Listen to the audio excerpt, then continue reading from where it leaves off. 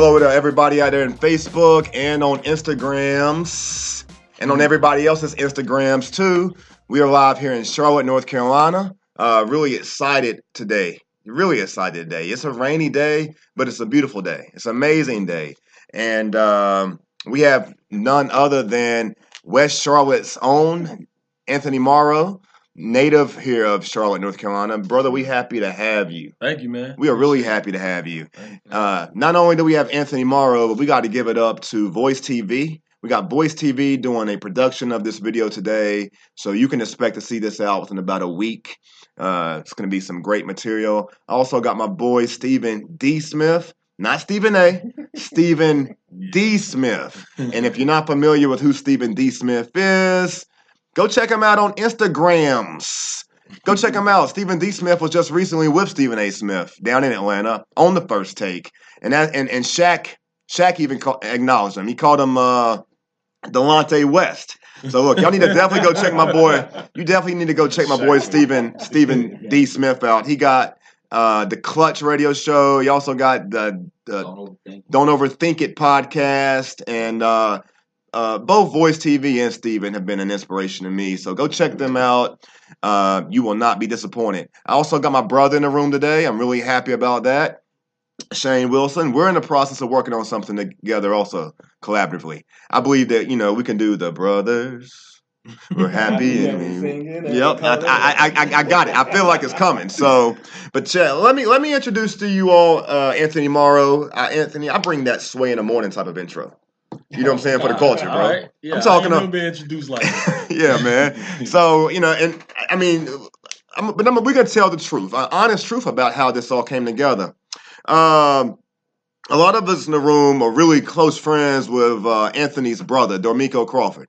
And I was talking to Dormico Crawford the other day. I was like, yo, I'm going to come to Charlotte. I'm going to be getting a McCoy, blah, blah, blah, blah, blah. He was like, oh, word. Well, yo, I told my brother you was coming down, and he got to jump on the podcast. And I was like, oh, shit. We'd be humbled. We'd be appreciative. And we've checked out your podcast, too. Yeah. It's dope. Appreciate it, man. Yeah. It's the Life podcast, man. Let me plug mine. Plug that. It's the Life podcast. Me and my partner, Justin Jared Jack's younger brother. We talk about sports, pop culture, fashion, whatever's going on. Yeah. You know what I'm saying? So it's cool. It's smooth. I mean, we was just, what this is all about in regard to why all of us in the room got together and started doing this, it's really about building each other up, uplifting the community, empowering each other, so that we can ultimately collectively make change. And I really appreciate Dormico. You call him Buster? Buster. I didn't know Dormico. Buster. I really appreciate him making that look because, bro, I mean, I'm a fan. Yeah. First off, I'm from North Carolina. Yeah. So I, just coming up through the AAU, and I'm a little bit older. I'm 37. Yeah. But just coming up through AAU, I went back looking in my books, and I was like, hold up. Like, okay, like, you've not only, I mean, obviously you've had, an amazing NBA career. I mean, you've lived the hoop dream, bro. Yep. Every one of us had a hoop dream. Word. And you've lived the hoop dream. Word. You know what I'm saying? But when I was doing a little research, and I haven't got a chance to do as much as I wanted, but just like Charlotte is known for basketball. Yeah, North Carolina, period. Yeah. Charlotte's had, the Antoine Jamesons, the Jeff McGinnises. Yeah. But you, when you look at the breakdown, you are arguably probably at the top of that list. That's an honor. It really is. And I'm talking about what you did in high school, particularly in Charlotte. I mean, obviously you got the NBA career, but I mean, like the impact on Charlotte. I went back and I looked at it. Like you was is it the Charlotte Observer Player of the Year 2 years in a row, right? Yeah. It's only 2 players in history that's been that. Yeah. How'd you get so good, man? Nah, it was work, man. It was work. Like when I transferred from South Neck to Charlotte Latin, my high school coach Jerry Faulkner, one of the greatest high school coaches ever, still like a father figure to me. I learned how to him and Donnie Fool, both of them, and that was an assistant coach. And Donnie's still there. My high school coach moved down to Hilton Head, South Carolina. But I learned how to work on my game when I was like young. I learned how to really work on my game and see it, like see it really start like translate on the court. I had a growth spurt too. So, I was probably about 13. I realized like okay, I shoot a little better than other people. Mm-hmm. So like they taught me how to really just like lock in and shoot the ball and how to work on your get up 200-300 makes a day. Mm-hmm. You'll see how to change your game. Mm-hmm. You know what I'm saying? So that's kind of like when I figured out like, okay, this is like something that I see I can probably do. I want to go to school for free. Gotcha. But I got that mentality when I was like 14. Yes. You know what I'm saying? I saw Antoine Jameson play, and he dunked on like 4 people at one time, and I was like, yeah, he going to Carolina. I need to be like that. Yeah. You know what I'm saying? Yeah. I wanted to go to Carolina my whole life. Yeah. It didn't work out or whatever. They didn't have no scholarships left. And, you know, I always wanted to go somewhere in the ACC. Like, I was going somewhere in the ACC. Yeah. And Georgia Tech was a great, you know, opportunity. But great opportunity. Yeah, man. It was cool. Did you play for Bobby Crimmins? Nah, I played for Paul Hugh. I ain't that old, man. Okay, all right. Sure. Yeah. Who did you look up to coming up as a kid playing basketball here in North Carolina? Somebody from here or locally? Yeah. Who did you look up locally? Twan was up there. Antoine Jameson. Number one was my cousin Rontrice Morrow. And I don't know, Corey might know who he is, but he was one of the best players in the city. And he taught me how to shoot. Essentially, like he really taught me how to shoot, how to like, all the beef. You know what I'm saying? Balance, eyes, elbow, follow through stuff. Yeah. Like, and he gave me like that, and he was like, just do this every day. Like do this every day. When you in the bed, shoot the ball. He was like my biggest like inspiration. And he didn't play after high school. You know, he had some stuff going on, whatever. But you know, seeing him hoop in the hood, and then he went to Myers Park and played. I went to his game and he had like 35. I thought he was going to the league. Yeah. You know what I'm saying? And he taught me how to shoot. He was one of my biggest influences, though, for real. For those of you who don't know, Anthony Morrow is one of the best three-point shooters in NBA history. And I mean, what does that feel like when you hear that? It's cool. You know it. It's cool, man. It's just I never looked at it like I never looked at it. Like I've been out the league for a year and a half or so. So like my first few months out the league when the season had started and it really set in like, okay, you're really not playing. You've been doing this for 9-10 years and you're not playing. And that's when I started like, if I'm with the homies and they'll tell me, hey, like they'll start telling me stories and stuff. And I ain't even remember. Bro, I remember when you played we was in college together. Yeah. And we was all like, yo, the Nico brother made it, bro. You know what I'm saying? Yeah. And I remember that first summer league. Well, I don't know if it was the first summer league game, but in that NBA summer league, I think you still hold the record for the all-time most points in a summer league game. Yeah, that was my second year. That was your second year after my rookie year. Okay. Yeah. But yeah, my brother's huge, of course, and like inspirational to this day. But he was telling people when I was like 12, 13, like my brother going to the league. Bro, he was telling us he was your coach. He was. He used to, man, our brother was crazy. We wasn't giving him credit for that. He cool now. Bro. He like laid back now. Yeah. Like, you know what I'm saying? Yeah. But he was like, I tell him all the time, like, bro, you was mean as hell, man. Like, I wasn't mean. I'm like, bro, you don't remember you was mean, bro. Like, for real. Like, we gotta, like, our story is crazy. You know what I'm saying? Like, it's a lot to it. Yeah. Like, when we moved, it was God. I thank God for it. He moved in beside me in the projects. We lived in Kings Park Apartments. And it was like, I was like, I can't believe you moved of all places in Charlotte, you moved right beside, you know what I'm saying? Yeah. But we didn't get along like right away. Yeah. You know? Yeah. But it was tough love. Did y'all ever have any games against each other that was competitive? Yeah. Oh well, nah. He wasn't playing. I played against one of his teammates. And they had Doug Kistler Summer League. And I played against Garinger. This when I was still at South Mick. I was like 14, 15. And we were terrible because we was all like freshmen, sophomores, but I had like 30 on them. And I was talking junk to all of them. Yeah. Like, you know what I'm saying? Yeah. And my brother was like, he would tell me, he was like, he gonna play in the league, he gonna make it to the league. And then when like I was drafted, like all the homies, Ford, all of them used to be like, hey, yeah, he good, man, but come on, man. You know what I'm saying? Yeah. But he saw it. He believed in it. But he saw it firsthand. We sitting here with Anthony Morrow, Charlotte native, 9-year, 10-year NBA veteran, basketball player in the NBA. It's such a big deal to all of us and so many youth in just in the community, because you've lived the dream that a lot of young people have when coming up. It is to get to the NBA, and I mean, it's just an honor. It's an honor. I mean, I'm a grown man, and when anytime I'm talking to an NBA basketball player, I'm a kid again.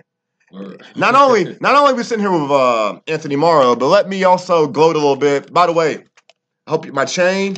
I see you, bro. I'm stunting on you, bro. Stunting on you. You see his chain? You see my chain? So, not only that, man. Look, we in Violator Records South. Y'all see the bling on the back? Like, let me tell you what, man. We are thriving and aspiring to develop and grow in this podcast arena, but we haven't been doing this for 4 or 5 months, and we already in Violator South. I mean, these are real plaques and records here on the wall, and you all can't see them all, but they go all the way around the room. So shout out to my boy Stephen D. Smith. Stephen, please plug your Instagram one more time. Gotcha. Y'all need to see my. This is Stephen D. Y'all see Stephen D. What's good? Stephen the Dream. Stephen D. Smith is here. Don't Overthink It show. Make sure y'all check that out. The Clutch Radio Show. That's sports every week for y'all. And this, that, and the third interview series. We'll be doing the CIAA edition. Artists, business owners, clothing brands, managers, producers, DJs, anybody that's in Charlotte that want to put their stuff out there so the people that are coming to our city to see us know who the stars are, come holler at me. Word. This is Stephen D. Hey, Stephen, real quick, give him some insight on this room and talk to him a little bit about how Violator South came in here. I'm mad it's been all this time and I ain't even know it. Yeah, I'm still like, it's okay, man. A lot of people just catching up, man. But Violator South is label, management company, music group. Essentially, Dave Lighty owns and operates it. Dave Lighty from the historic Violator Records. Him and his brother, rest in peace to Chris Lighty. Managed, everybody from Busta Rhymes, Warren G, Tribe Called Quest, everybody essentially. So, we're down here in the South, in the Carolinas. We looking for you guys, any artists, any producers, engineers. If you want a TV show, a vodcast, a podcast, we got it all for you. And if you're serious about your craft, then just come holler at us. Violator South, holler at me, Stephen the Dream, Dave Lighty. We got the West Side Natives, the #1 Facebook show out right now. Literally the #1 Facebook show. You can check it every week, every Tuesday. Y'all check them out at 9 o'clock. We gotta have y'all on there soon, man. Both of y'all. I'm a real West Side native. You a real West Side native? Come on, man. I see what day you want me to come over? Two. We're gonna lock it in. We're gonna lock, but every Tuesday, 9 p.m. West Side Natives. Y'all check that out, man. And we're just trying to push content this year. I'm glad Randy came up here to the city to really experience the growth in media in Charlotte. I know you weren't able to see last week, but we had a huge week. So many people in town. So many people I hope were networking and got their business and information out there to these people coming. So next time when they come, they know who to holler at. So that's real. Yeah, my boy Stephen D. Smith. You see the platform. You see the chain. You see Violator Records in the building. You see it, man. In this thing. Yeah, man. Already. So, Morrow, man. But they call you Amo. Amo. How do I say it? Amo. Amo. They call him Amo. Tell me a little bit about the clothing brand. Because I know you got a clothing brand. Because I saw Voice TV put out a nice video on Instagram. I was really impressed with it, and it looked like it was a few ballers in the room that day too. Yeah, it was cool, man. It was great. Shout out to my homie Chris Kosizi. Got a long history with him. He did a great event called Kicking It with Kosizi, Kicking It for a Cause, and it was a great event. And they let me do my my pop up shop at Top Golf. Shout out to my homie JC. Mary, Vina, everybody that came and showed up, Suge, everybody that came and showed up and showed love and did what they did. It was great, man. It was my clothing line basically though is own sense of style, and it's like a double entendre. It's like own your sense of style, but then also let's empower ownership. That's where the hashtag own it comes from. Mm-hmm. So let's own our stuff. Let's own our cars, our houses, anything that's of value. Let's own it. And if you can't get what you want right away, get what you can afford and work your way up. Because it's this is a generation not like generation as a kids, because I don't want to sound like an old man or nothing. Yeah. But like just a generation of like, if it look like you got it, it's cool. Yeah, just kind of like this change. I mean, no, you good. For real. Look, I don't. But real though, it's real. Yeah, but for real though, man, it's like that's like a big thing that I always thought about, and that's something like I watched my grandfather, who like, God bless his soul, he had a janitorial service, he had a landscaping company, he owned a fish market. You know what I'm saying? Yeah. And it's like, he never gonna get credit that he deserved for that. He had a club, you know what I'm saying? Yeah. Like, he never gonna get credit for that. But I'm like, in this generation, we don't look at it like that. Like, it's just like, you do anything and it look like you got some money. Mm-hmm. If it look like you're doing something and you popular, being popular is more cool than having money now, it seems like. Yeah, it is. I mean, it is. You know what I'm saying? I mean, like, you can be popular just based off the attention that you create. Like, fame. Like, you know what I'm saying? That's why I'm like, look, I ain't never had to feel like that, and I never would have been like that regardless. So I wanted to make a dope clothing line and make dope clothes with a real meaning behind it. You know so how long have you been doing this? Not even a year, man. It's been like probably about 8 months since we came out. How are you pushing your clothes or distributing your clothes? Is it in stores or internet? Nah, or? It's online boutique. OwnSenseOfStyle.com. OwnSenseOfStyle.com. Y'all check that out. OwnSenseOfStyle.com. Check us out, man. OwnSenseOfStyle.com. OwnSenseOfStyle on Instagram. Spell it just like it is. Yo, Amo came in here and brought all of us new fits. We got. I got your shirt in the car, man. Appreciate it, bro. I got it in the car, bro. Appreciate it. To bring it in. I was gonna gloat though. I was gonna tell him he bought his shoes. He bought his bracelets. We got watches. I mean, I'm just. We getting it, man. I get there. Yes, sir. Ask about the young freshman. Is that? Yeah. I got like 5-6 nicknames. Okay. I'm Amo. Shout out to my homie Buck, my man Zan Frederick. I went to Georgia Tech with. He the one that gave me the nickname Amo, and that just stuck. And a bunch of family names I'm not gonna mention. And then Young Fresh was just like, you know what I'm saying? Like, self-explanatory.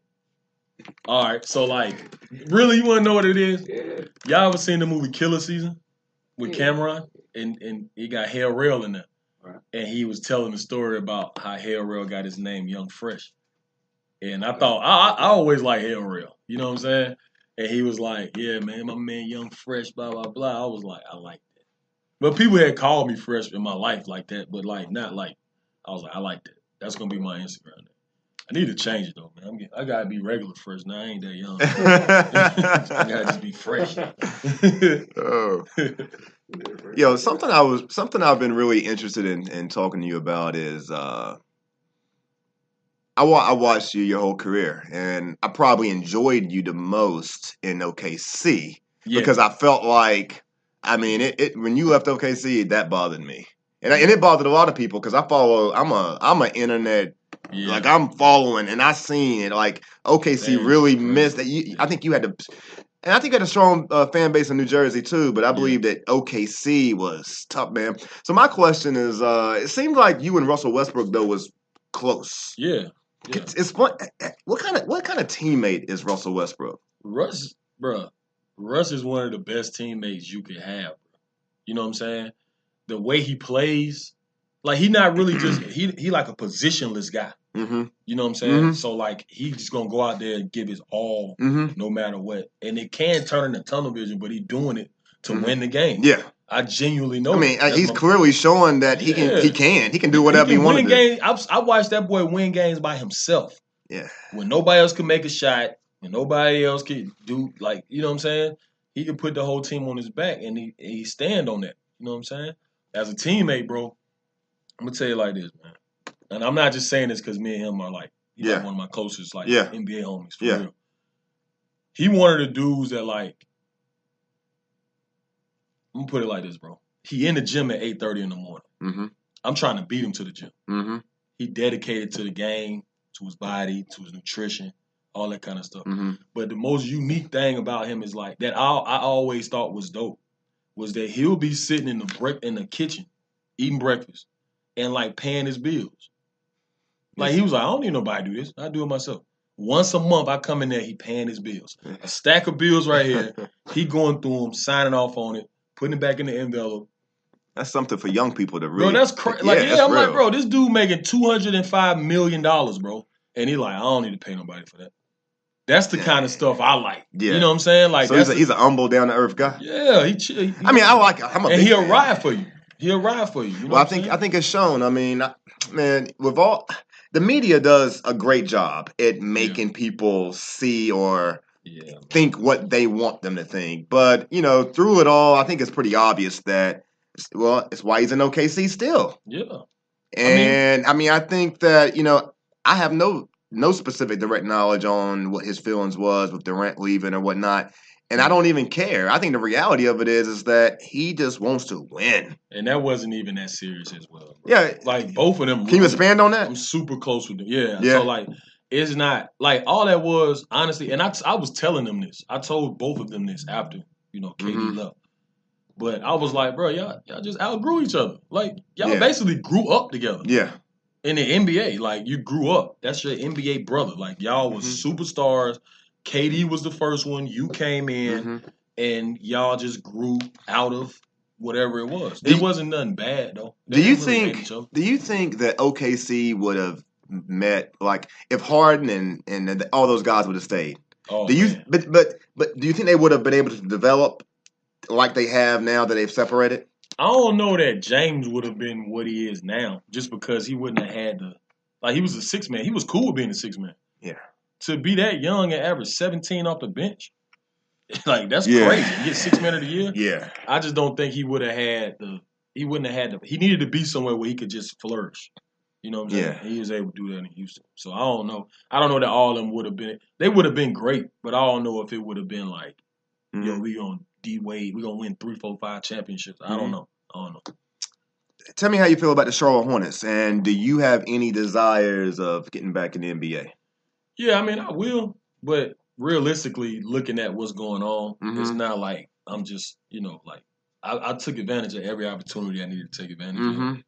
33, 9 years. I already know what they're doing in terms of young. It's a business. Yeah, it's a business. I'm not, like, tripping on it, you know what I mean? Yeah. But you can still help a team. I can. I mean, they know that. Yeah. You know what I'm saying? I want to see you play for the Hornets. I mean, is that not the hometown dream? Yeah, but that ain't. We know Michael Jordan crazy. Yeah, everybody crazy. But it's cool. Nah, it's I mean, the Hornets are, like, Charlotte Hornets are my favorite basketball team ever, like, since they came here. Yeah. You know what I'm saying? But I mean, just in terms of the team they got now, I like what they're doing. I like James Borrego a lot, their head coach. I was surprised they got rid of the old coach, though. I liked him. Yeah. Was you surprised? Not really. You weren't surprised? I think they was like, all right. You didn't think it would get any better? Nah. I mean, it seems they like were stuck. I mean, but it wasn't his fault though.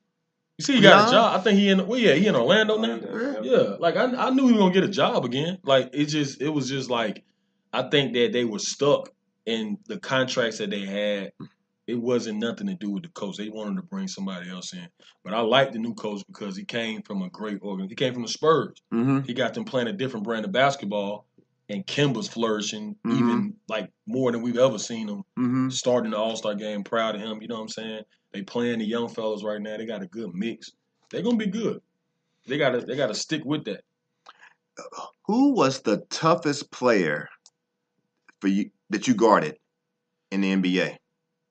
The toughest player I had to guard was, like, I think I was in Jersey. Toughest player I had to guard was, like, the young D-Wade. The young D-Wade? Yeah, he was rough. Rougher than Kobe? Christ. Yeah, but the thing, to me, like, I never really had to guard Kobe because we would put whoever's the best defender on him. And we did that with D-Wade, but they had LeBron. So I had to guard D-Wade. Yeah. And I hated it. Yeah. You know what I'm saying? But, like, Kobe, like, you knew what Kobe was going to do. Like, he going to pick and roll. You know what I mean? He going to shoot the ball 28 times. He probably going to have 40. Like, he going to take you on the block. He going to do his moves. He can make shots over either shoulder on the post.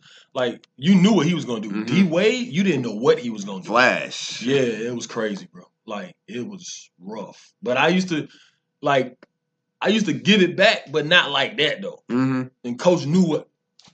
Shout out to Coach Avery Johnson, man. He knew when we had Miami on the. He's like, look, do what you can, force him left. If you get right, he gonna take off like Jordan, force them left, and just shoot every time you get the ball. Like, shoot. We need you to shoot. I was surprised you left Jersey, for real. Yeah. I mean, that was just that was, as a fan watching the game, that was like, okay, it's a business. Yeah. You just understand. I mean, you averaged 13 points a game. You was getting about 29 minutes a game. Yeah. You looked like the young player that, you know, they wanted, they needed. Yeah. And then I don't know who came in. They went in a different. When they saw Joe was trying to get out of Atlanta, or they was trying to get rid of Joe Johnson, they was like, well, we got to jump on that. Yeah. Because Joe was kind of in his prime. Yeah. Like kind of maybe a little bit outside of it at the time. Yeah. But they had to make a splash going to Brooklyn. Yeah. So they were like, we don't want to do. They traded like 5 of them. Yeah. Like 5 or 6 of them for him. Yeah, they got Puerto Rico move. Yeah, it was crazy. You know what I'm saying? They ain't never really recovered from that stuff, man. But not until now. Yeah. It's 2019. It's crazy. That happened in 2011. Wow. They ain't been good since 2000. What? They wasn't even good when they got KG and Paul Pierce. I mean, they was out in the first round of the playoffs. You know what I'm saying? So, but that was like, like I said, that's part of the business. Like, that trade hurt me. I remember where I was at. Yeah. I remember that. I hit Darren Williams, man. Shout out to D. Will. I said, bro, don't let him trade me, dog. 2 days later, hey, man, you out. Oh, man. Right, I'm on the way back to Charlotte. It was in the offseason. But the OKC one hurt me the most, though. Yeah, I would imagine. That was crazy. You fit. He was a perfect fit for that team. Yeah, and it was deeper than just basketball. Like, I was friendships. Yeah, to this day. The fans there really loved you, though. Yeah, for real. And I go in there and I follow the comments. Like, when you come, you know, when you was in Chicago, they wanted you back in those. It was staff members crying. I was like, I ain't know it was like that. You know what I'm saying? Like, it was literal staff members crying. People what's the city like? What's the OKC like? There. Yeah, I mean, I loved it though because it was like ain't nothing to do but be with my family and hoop. So what's just popping? Charlotte or OKC? Charlotte got way more going on in terms of the city than gotcha. OKC, but I love OKC. They got areas that's cool, but the thing is it's just a family, like sports based town. Gotcha. Ain't no other basketball team in the state. They treated us like, you know what I'm saying? Like, it was crazy. Yeah. They loved you. They loved your family. They see your girlfriend or your wife around the city. They want to make sure she's good. Like, it's a real family community place. And it was like, all we got to do is hoop. That's all we focused on. Yo, and that's a good segue. We sitting here with Anthony Morrow, 9-year NBA veteran, Charlotte native. Also, you went to Charlotte Latin, man. Georgia Tech. I mean, we sitting here with one of North Carolina's basketball gods.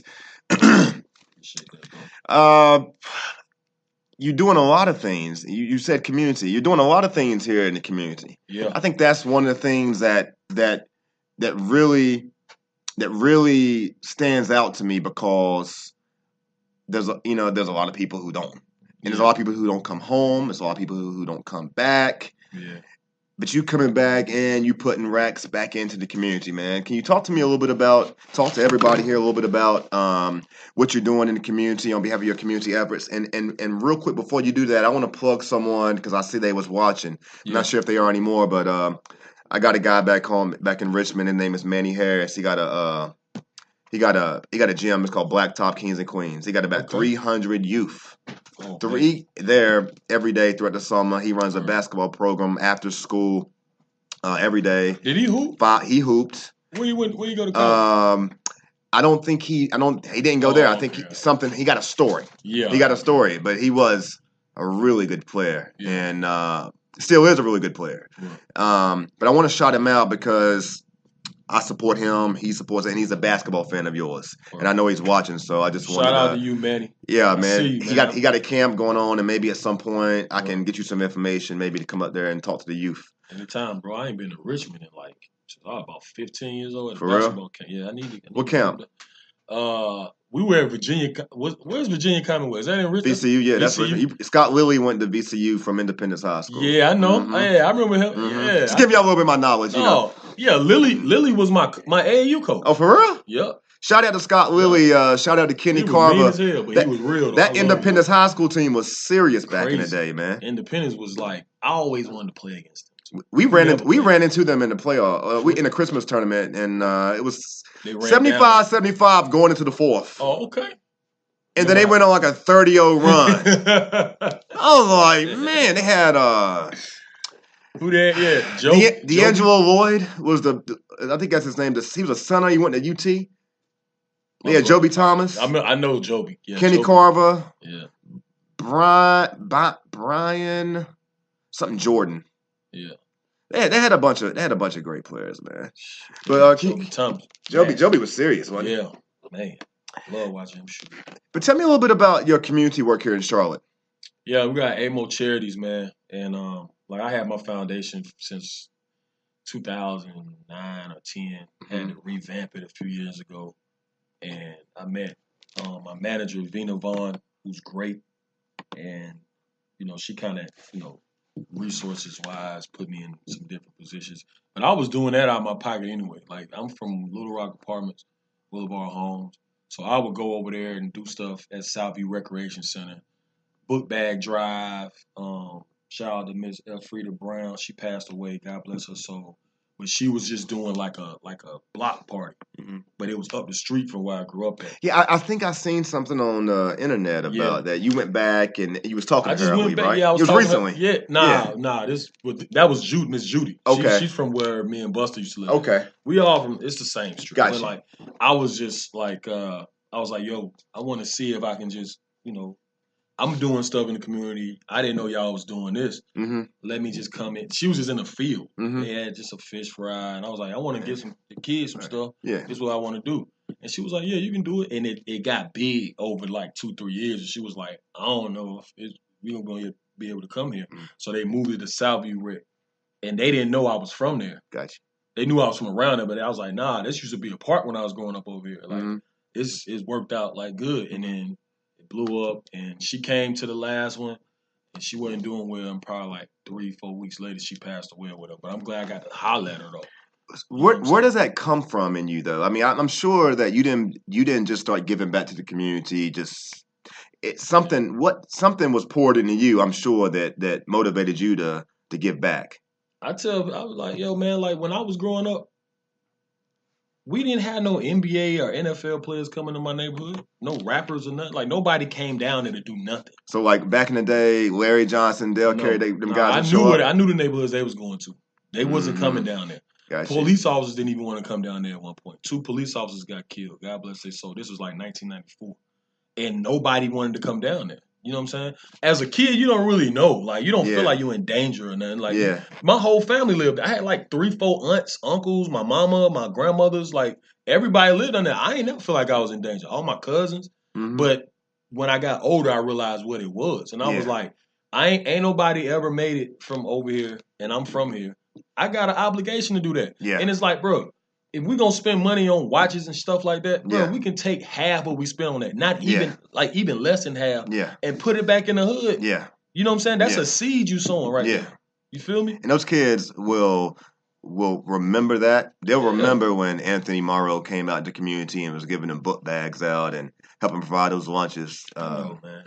Shout out to little Juice. Juice live in my neighborhood now, and she be like, when you coming back? Bring Stephen Curry. You know what I'm saying? You and Steph Curry close, aren't you? Yeah, Steph, my man. Did y'all grow up close coming up through the high school ranks? We played against each other like rec league, AAU, and then he moved. And like he came back. He went to Charlotte Christian. I went to Latin. We played each other. And then I went to Tech. He went to Davidson. I signed with the Warriors. He was killing at Davidson, turning into a superstar. Yeah. Then they drafted him. So we played together. That was God sent. That was God. That was crazy. We still close to this day, man. I got him a haircut, man, before the All-Star game. I sent the homie over there. Who can shoot better?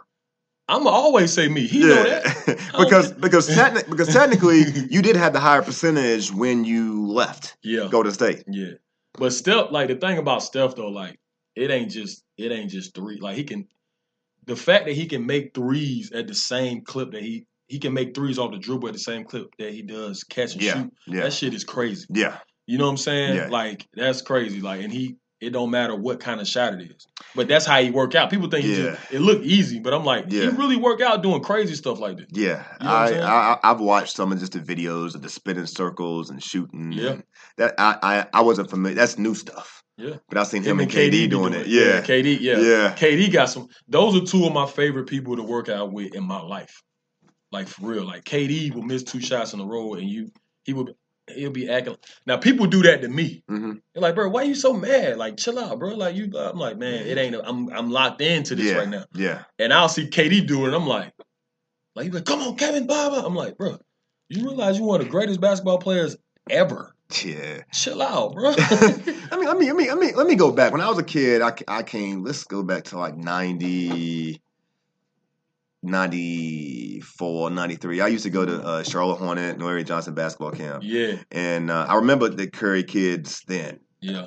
But there's a couple kids then, and I'm going way back, but you a Charlotte native, you may remember these kids. Yeah. You remember Wayne Hinton? Wayne Hinton. He went to Johnson C. Smith. He was like 5'3". Yeah, I know Wayne. Yeah. Back in that day, he was good. He was the truth. Yeah. He was like 5'2", 5'3", but like we might have been at that age. I might have been like 11, 12. I might have been like 5'7". Yeah, Wayne and Mike Pesky. You remember him? Mike Begis? Mike Begis. Yeah, it was nasty. Sick. I saw Mike about 2 years ago at this spot. Mike was. We thought. Like I didn't really get to see him play like that, but when I did see him, I was like, he going to the league. Let me tell you what he made me. He not gonna go to the league. He made me realize at a young age that I had a lot of work to do. Yeah, it was crazy, but he was gifted. Crazy. I don't. Whatever happened? Vincent, you know, they ever make it? I don't know. I don't know. My brother could tell you more about what happened with Mike. I don't know, but it's like some other stuff though. Yeah. No, like they had some crazy stuff happen. Yeah, I know Wayne went on to went to Johnson C. Smith and played for. I forget the coach over there's name because his son Steve Joyner. Joyner. Coach Joyner. Yeah. They got Steve and Steve Jr. Steve Jr. coached the girls. Yeah. Wayne was nasty though. There was another kid back there when I was growing up. He went to Indiana. He was like a 7-footer. I forget his name. I know you're talking about. He went to. I think he might have went. Did he go to Olympic? Mm-hmm. Yeah, he went to because my cousin Rodney Morrow and Sporty Odie. Yeah, because of sport. They went to. I think they went to Olympic with him. Yeah, I just remember his name Robert or something like that. I forget his name. I just wanted to ask you about those guys because those guys. I played ball with those guys back then. Yeah, you played against Vince Greer. Vince Greer, nah. Vince was nasty. I just tell you what, man. If you grew up in North Carolina and you was in the AAU circuit, you didn't want to play the Charlotte Stars or the Charlotte Nets. Man, these nationals every year. Did you win nationals? Nah, we went to the chip when we were 10. Yeah. But it was crazy because like you stayed. They had money, man. There was money within the organization too, man. Where's that money coming from, man? When back then? Yeah. I don't know. Was y'all doing car washes and we was doing that. Yeah, we was doing that kind of stuff. Yeah, I think I had sponsors though, man. Somebody y'all had sponsorships. I remember the jerseys. It wasn't no Nike. Like we got we had the shoes, but it was like it wasn't nothing crazy. Like we had the shoes, got the sweatsuits. Yeah. It was only like 3 AAU teams. It was the Nets. I played for the Nets. They had the Aces, and they had the Royals. Yep, I remember the Royals for a couple years. I remember some guy. It was 2 brothers that played for the Royals when I was coming up. I forget Dominique. Yeah. You know what I'm talking about? Yeah. Those guys. West Charlotte. Yeah, those guys. My brother probably talking shit. I know it because he talk about Dominique Towns all the time. I know he is. You here with the Randy Wilson podcast. We're sitting here with 9-year NBA veteran Anthony Morrow. We just chopping it up. If you all got questions, you can feel more than welcome to send them in, inbox, DM, and we may get some of them off. We're gonna just relax a little bit, man. We're really excited that you came in. I'm gonna partner up with these guys and make this more of a routine thing. Like Charlotte's gonna be on the my brother and I was in Philly a couple weeks ago. We're gonna just do pop-up podcasts, you know. Dope. But we're just really happy to have you on, man. Hopefully we can get on your podcast. We want to be able to do anything we can do to uplift you because if we uplift you, that uplifts us. It is. It uplifts everybody. It's a network, bro. It is, man. That's all it is, bro. That's what it's about. Please come to Atlanta and come to the show. Bro, I will, Justin, man. Bring your ass to Charlotte so we can do this here with the homies. Justin Jackson. So does he play ball? He played at Morehouse. Okay. Yeah. I know his brother is a beast. Yeah, Jared. Yeah, of course. 13, 14-year vet. Yeah. Still playing, right? Nah, he actually not playing right now. No. Yeah, it's just it's funny. It's how the business is. Like a lot of people, there's a lot of people not playing who people may think is playing. It switches up like that. Man, and the way his situation was like mine. Like they basically just want to go young. They would have to. I'll go into it, but it's just it is. I mean, yeah. But I mean, look, that's the thing though. I tell people, I'm like, look, bro, like you got to get in here and do what you need to do. Yeah. And then when you out, make sure you did what you needed to do. I mean, let me ask you this. Let me ask you this, man. When it comes to the business of the NBA, I mean, you at a young age, you know, it's money. Like, can you talk to us a little bit about how you strategically prepare and plan for life after the NBA when it comes to investments and things like that? And I'm not trying to get in your pockets on your business. No, this is more for other people to learn and understand how you develop. Because one thing that I think is very important, and I want to stress this, is that last week I had comedian Micah Bam Bam White on, and we were talking about the misperception of the comedian. How a lot of people, you know, they think comedians are just funny people. They don't recognize they're business people. I mean, and Kevin Hart has shown as an example of that. And but basketball players are not just basketball players. Yeah. You know, I mean, I feel like basketball players have been extremely disrespected. LeBron being maybe one of the biggest that's been disrespected and being looked at as just athletes. Can you talk to us a little bit about how you approach the business of basketball and you incorporate it with your life from an investment, from a financial standpoint? And they called me cheap. I was cool with it. You know what I'm saying? Like I wasn't drafted. So I didn't come into like the $4, $5, $6, $7 million a year scale, all that stuff. Yeah. So when the union came in and was talking to us, I'm gonna tell you like a quick little story. Yeah. So like y'all know Steven Jackson, Stack 5. Shout out to Big Homie. Oh man, he's the most influential. Yeah, because if you want to go big three, man, we can do that too. They trying to get me to come mess with it. I told him I might mess with it. I don't know. I gotta lock in. I gotta see what's going on. But Stack was my vet. Mm-hmm. So I remember the first. I bet that was tough. No, he was great because he liked me. He liked me because I was always in the gym and I wasn't talking back to them. Gotcha. Hey boy, hey bro, hey Rook. Yeah. Go give me that over there. Take my bags in. All right, cool. Yeah. You do that enough times, they start giving you some of that per diem money, $500-$600. Okay, bet. You know what I'm saying? Him and Corey Maggette. You know what I mean? He going through some stuff right now. Shout out to Big Homie though. You know. But Stack. I remember the first union meeting we had, and they were talking about like money management and like financial advisors and investments, 401k and all that stuff. I had never had no conversation with nobody about this. Ain't nobody ever had no 401k in my family. So they giving you game. They giving you I didn't know. Yeah, I didn't know. Yeah, so the union come talk to you, but Stack is like the main person talking from the player side. So we all in the locker room and Stack like, yeah, I got a charter school and he talking about all the investments he made and how much he saved and this, that, and other. I was like, people don't even know that this is the real you. They just think you fight and average 20. That changed how I looked at people. I was like, bro, and I looked at so many other people like, it was a lot of dudes, bro, that I was like, y'all, people will never have a clue how smart these dudes are because you just see them on TV. You think it's just basketball. Yeah. But they don't care. They're like, I don't need recognition for this. Yeah. I don't have to come out. You know what I'm saying? Like, and that was honorable to me. Yeah. You know what I mean? It was genuine. Yeah.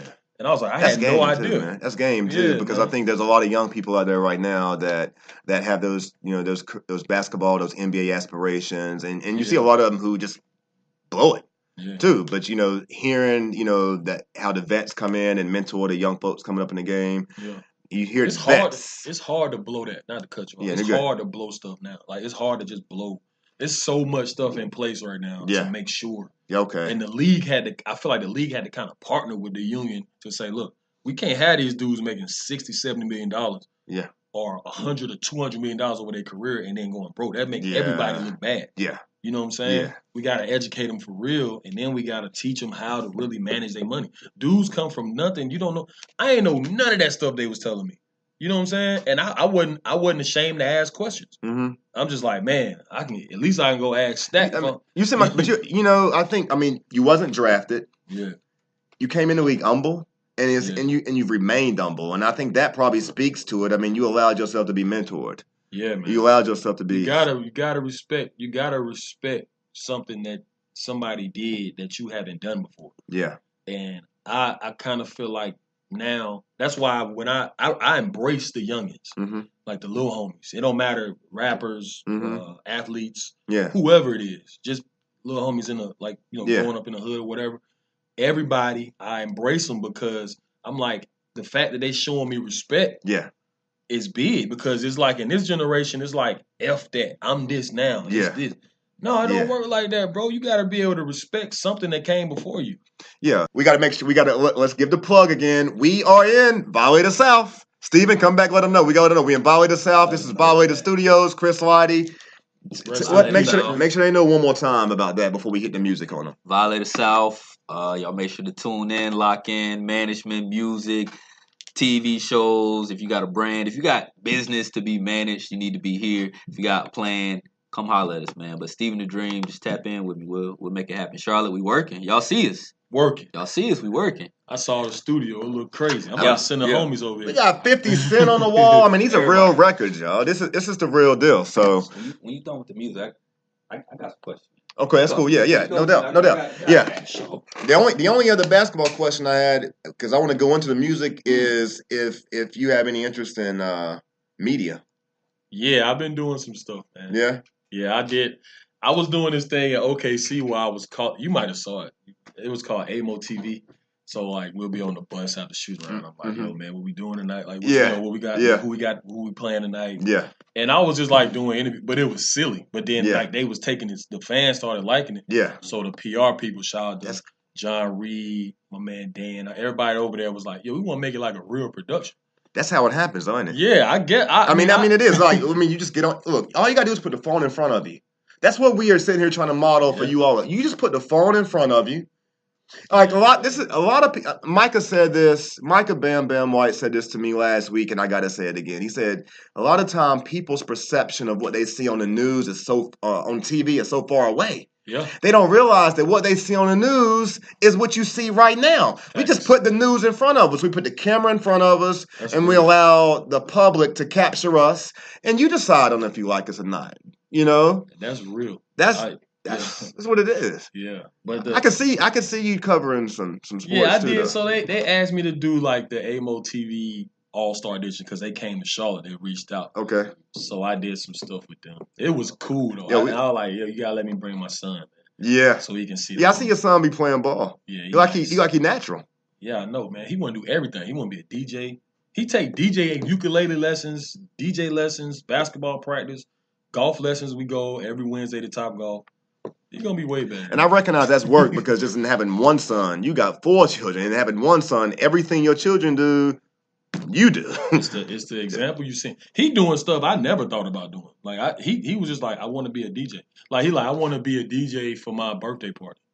And bring the friends through. Wow. This out of his head. Like I don't even bring it up. But I'm like, okay, that's cool. Wait, I mean, hey, yo, Steven, come on. Y'all can come in closer to the table because we're going to transition this in because I want other people to ask questions also. I do want to get into the hip hop. Yeah, I need to know first off, are you a fan of The Baby? The Baby from Charlotte. I want to know, are you a fan of The Baby? That's my little partner. Is he? Yeah, I was in his video. Yeah, he's from North Charlotte. He's putting on for the city. I was in one of his videos. Yeah. Yeah, and I like, of course, like hey, look, one thing about it, I don't mess with rappers like that because they be late as hell. All of them. You know what I'm saying? But I love, I'm cool with a lot of rappers, which is cool. But like, I was in this video. The one thing I could say about Baby is being around them for that day. They go hard. Like that boy work hard. Like a lot of that creative stuff come from him. Yeah. Like he got a great team around him, but he like, hey man, I don't care what they say. I'm doing this the way I want to do it, and it's gonna work. He's doing it. Yeah, I told his partners that I was like, hey man, I say the way the energy is it remind me of how me, my cousin JC was when I first came in the league. It was like, nah, we about to get it. Yeah. You know what I'm saying? Like. We working hard, we stand up. How did y'all connect? I mean, how did it come together? We always was cool. King Carter, his manager, I think it's King is his manager, and he hit me and was like, "Hey, we coming to Charlotte." He said, "We in Charlotte, we doing a video. can you make it? And I was driving back from Atlanta. I was like, yeah, I'll pull up. He was like, it's a scene in there where he say something like, my chick left me for a ball player or something. So we went to a park, and then I dunked him. Like, I bust his ass, and you know what I mean? He was like, man, do whatever you want, bro. You know what I mean? But I'm really, really proud of that boy. You know what I'm saying? He earned that. So all the homies that rapping from Charlotte too. Is there somebody else? Who else in Charlotte that's really doing it right now? S-Dub is great. Mr. 704 is dope. I don't want to leave nobody. Betty Grind. Yeah, I know. I don't want to put you on the spot like that because I know you've been it's a few other.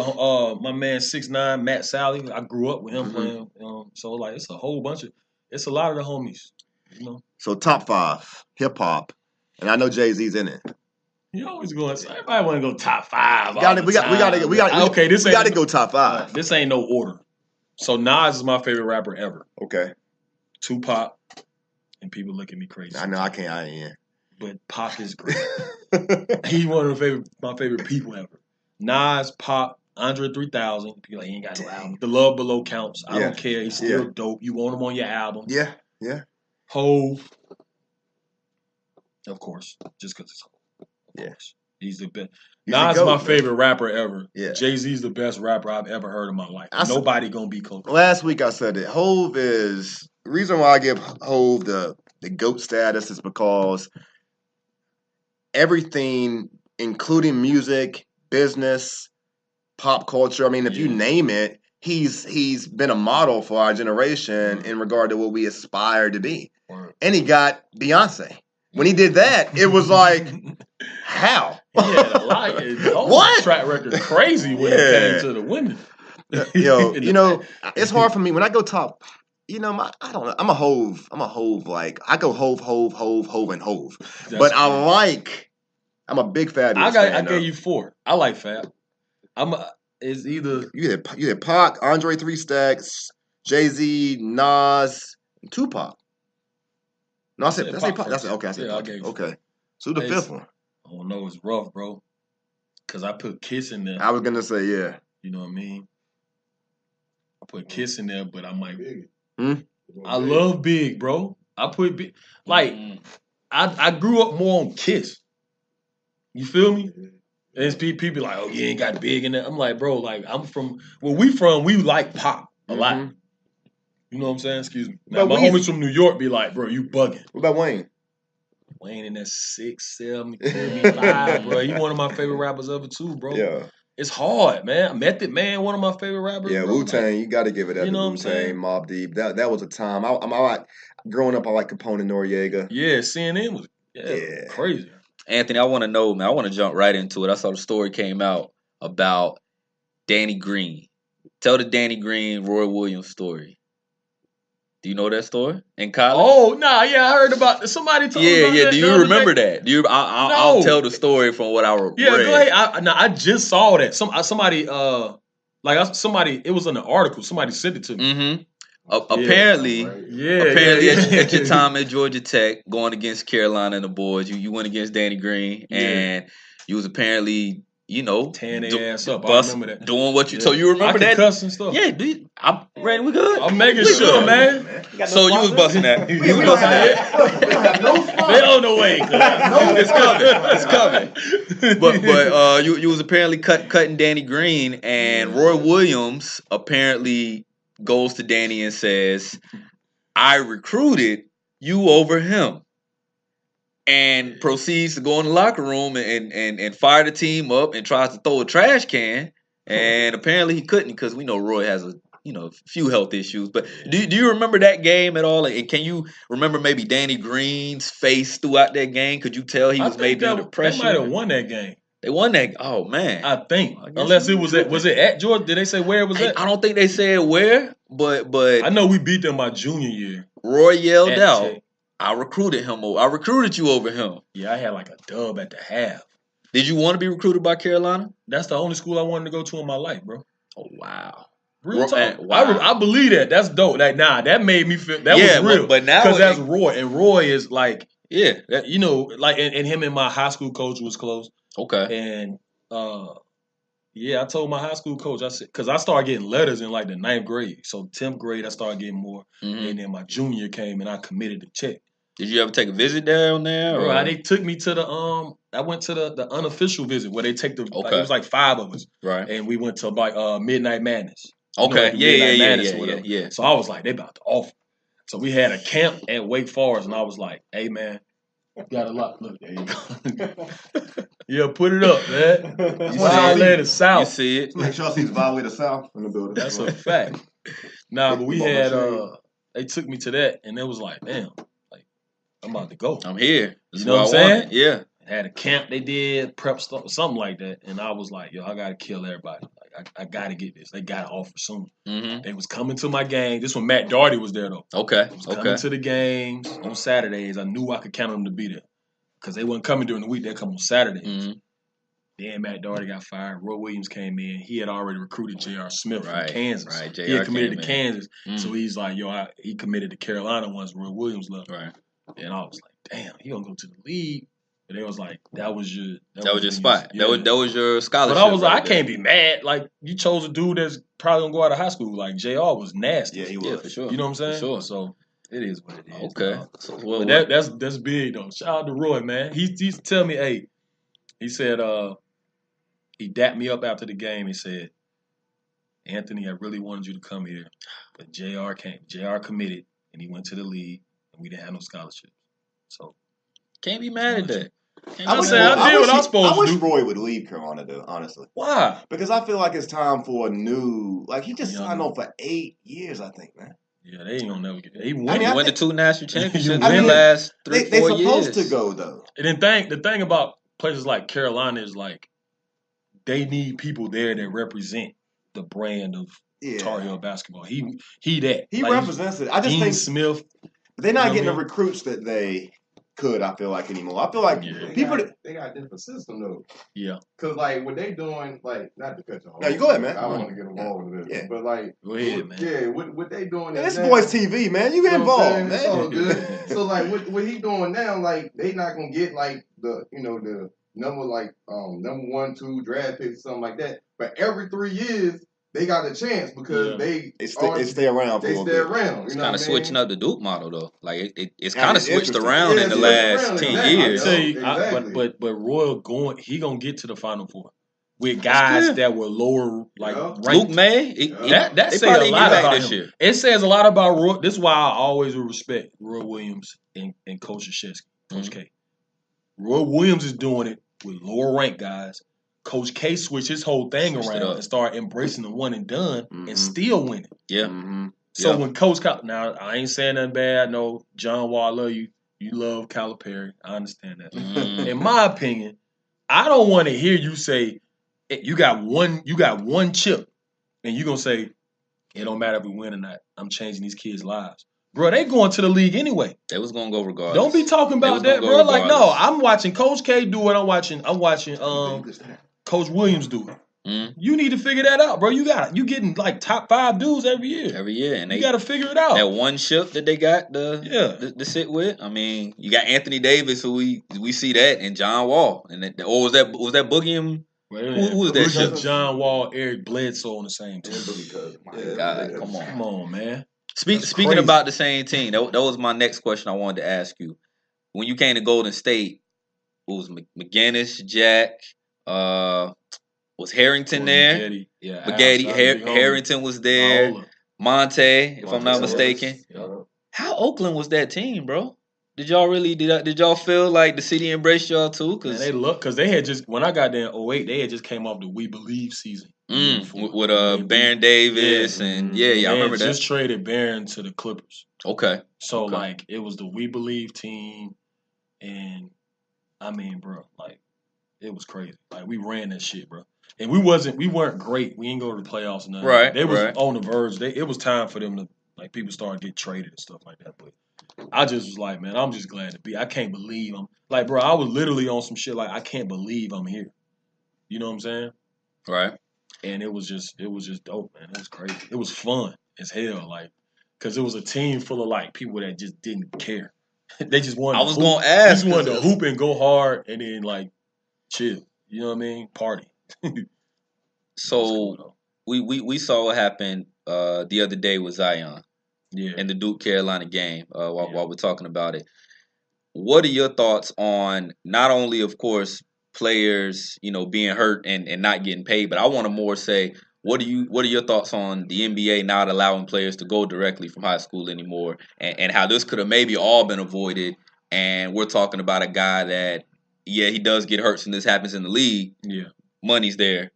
No one's crying as much. In this case, Zion's a special case. We don't believe this will per se hurt him. But what are your thoughts on that whole process? And do you think you could have took that step if the option was there at the time? Hell no. I needed every year of college, bro. I wasn't built for that. Like, okay. Certain people are. Like Zion could have went out of high school. John Wall could have went out of high school. He one of the craziest high school players I've ever seen in my life. Dennis Smith could have went out of high school. Like, it's certain people that's built for that. Right. And I'm with the side of, like, let them do that. You know what I'm saying? If he can go to the military or he can play baseball or something like that in the minor leagues and then you draft him, let him go from the league. Why would you do that? You know what I'm saying? These boys are Zion Williamson has like an $8 million insurance policy on. Right. You let him do that. Let him just go play. Let him go make that money. I don't understand it. Like basketball it's a game of errors, inches, like whatever. So you can get hurt at any moment. Facts. What the problem is, I feel like the owners and GMs are like, yo, we can't let these young guys in the league and then they be busts and we waste all this money on them. But my thing is like, well then y'all got to recruit. Y'all got to do y'all job better. You can't punish them for that. Right. You know what I'm saying? No, absolutely. And do you? I mean, the CBA is gonna come up soon. I think it's gonna go back. I think Adam Silver is like, it should go back. Did you play when you were there when David Stern was there? Mm-hmm. Could you tell the difference in the league as far as between the two owners in any way? Huge difference. Oh wow, really? Adam Silver he's more of a player's person. He more laid back, but he understand where the game was going. Right. David Stern did amazing stuff. Right. As a commissioner, he changed the league. It was drugs and literally all that changed shit. it. He changed it, and they understood how to like kind of make it more of a player-based situation. Mm-hmm. But at the same time, he was really strict on people because he was like, I don't want the brand to be messed up, and he passed it to Adam. And Adam just took it and said, all right, well, the generation is changing. He evolved. He evolved with the times. And he did. He did what he was supposed to do. You know what I'm saying? But it was a big difference, though. Did you, and not to muck it up per se, but when Donald Sterling was going through his whole situation, did that make a lot of players look at their owners and look at their organizations in a way? Did you and per se, because where were you then? Were you in OKC then? Yeah, I was in OKC. You was in OKC then, so that happened in the off season. Right. I remember where I was at. Talk about that, because I remember that day too. It was crazy, that, bro. I remember. I was like, "Yo, this is," and I wasn't really like, I wasn't super surprised though. Yeah, you know what I'm saying. Mm-hmm. But I was happy to see how everybody responded and jumped on that, and I was happy to see how the league and like the country, like just said, "Yo, we can't have that." You know what I'm saying? The league like 85% black or minority. You can't have that going on, bro. Get them out of there, because ain't nobody going at it. People still think about that when you think about the Clippers. That's always going to be a blemish on them. Absolutely. You know what I'm saying? And it was just a bad situation, but I wasn't super surprised. I'm glad they got his ass out of there. Yeah. You know what I'm saying? But, I mean, you got to think, like, a lot of owners probably, they don't really know. Most owners don't really know who you coach, who you're like, who's on your team day to day. Those you guys don't know these people like that. Right. You know what I'm saying? Like we young African American rich dudes. And you see this, but you don't know that we really like this. You see chains and cars and shit, but you don't know that we really got families and people depend on us. Like we businessmen as well. Factual. They're not trying to. When it's a lockout, it's owners versus players. It's one side versus the other. You see what I'm saying? They can't get too close. You feel me? They can't give us all the game, right? You know what I mean? So some of them probably do feel like that. It's messed up, but it's reality. So give me your thoughts then. This the last thing. I appreciate you taking the time to answer these questions. Sure. Colin Kaepernick, then can you shed some light on how that league handled that situation and how you feel the NBA maybe, let's say, had a Colin Kaepernick, same again, different than Donald Sterling. So of course two different circumstances. But do you think the same blackballing, which we probably can say for sure now is happening, that will be happening in NBA as the NFL? Hell no, I don't think so. But I mean, Colin Kaepernick he's a starting quarterback in the NFL. Right. You know what I'm saying? He's not like a superstar. Like right. He's bigger because like he had a great year and he did all whatever. Now when he started standing for something, Jerry Jones and them boys said, "Look, it ain't going down." Right. You know what I mean? Right. Now, the thing about it is the NFL is a shield based. Like it's about the NFL brand. Yeah, they talk about that shield. Yeah, it's about the shield. It ain't about the players as much.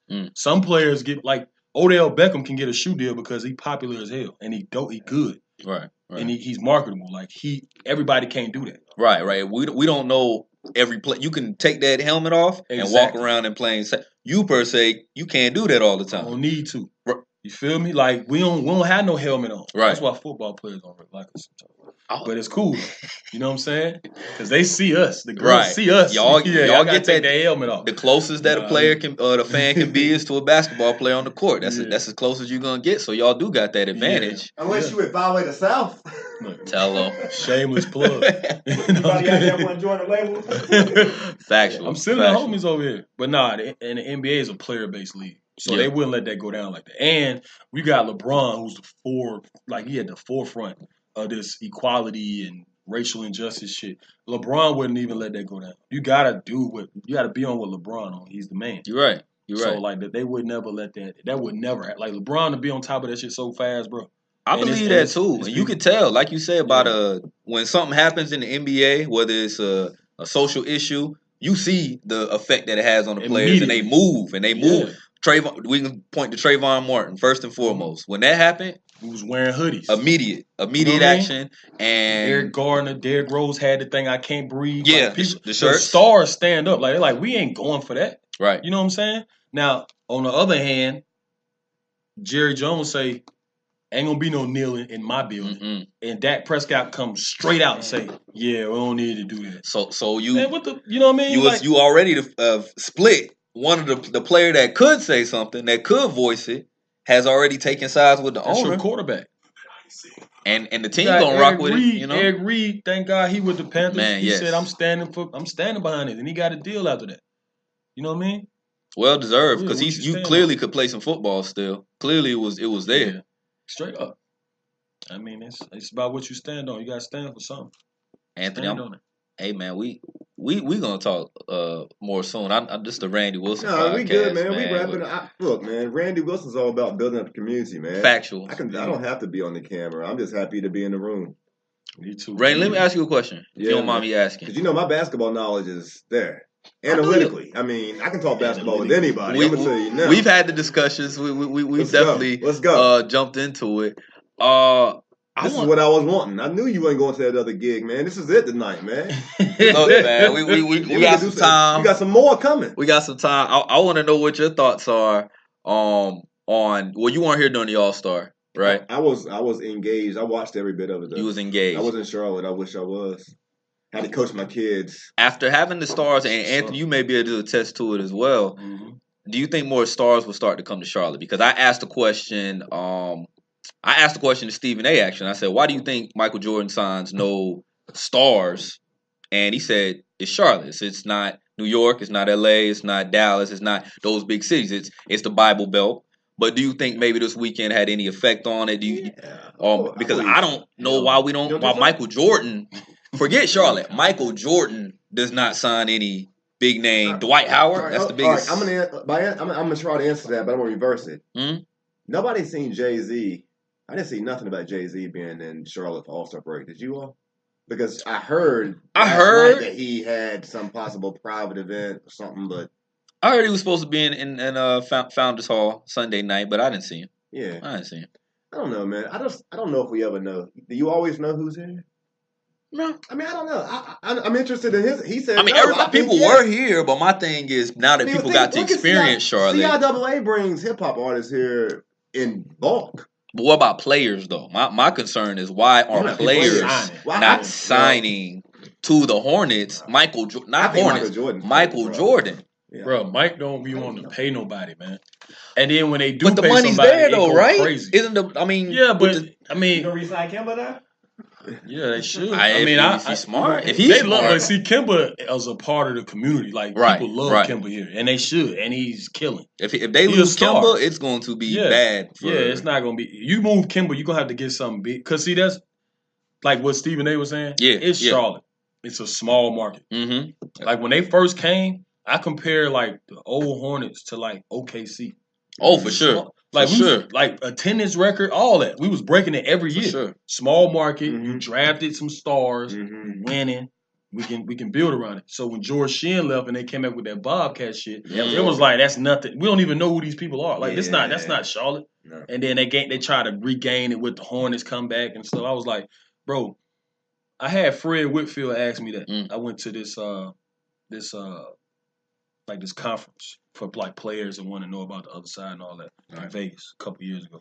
He was like, "What would you do if I gave you a job in terms of community relations?" I said, "You got to get back to them neighborhoods that people really want to like, because y'all not just gonna be able to sign nobody like KD or it's not happening. He's not. Yeah, like you got to build through the draft at this point. They doing right now." And he asked me, I was like, "You got to get back into the community." And y'all got to get really with them people like y'all used to do back in the day. Y'all ain't come to my neighborhood, but y'all was real vocal about like y'all was in there. Like y'all was a part. It felt like we had something we could be proud of. Now it don't as much. You think Steph would come here? Hell no, man. He never leave Golden State. No. Oh, man. Like certain people never going to leave their organization. But he's one of them dudes. He's like a Kobe type. Clay leaving now? Clay, he didn't come here, but yeah. You go. See, you go to LA from like you know what I mean? Like daddy played there. What would you have preferred, Anthony? Because you played for several teams, but let's say you were a Robert Horry who won in several different cities and several different towns versus Michael Jordan, who we know only won in Chicago. What would you have preferred your career to? If the championships were there as well, what would you have preferred? Either one, bro. Either one, just winning is the winning. Hell yeah, winning is winning, bro. Like, of course, we want to be Mike. We all wanted to be Mike. But winning is winning, bro. Like, Robert Horry, I don't care what nobody say. Yeah, he was on different team. He wasn't the man. Hey, man, he made an impact on every team he was on. 100%. Hit big shots. Yeah. That counts. He got like 7 rings. Yeah. Don't talk shit about Robert Horry. Like, he played in the league, made his money. Love Robert Horry. Yeah, man. Like, everybody, you know what I mean? I just look at like everybody journey in always. Could he be in Hall of Fame?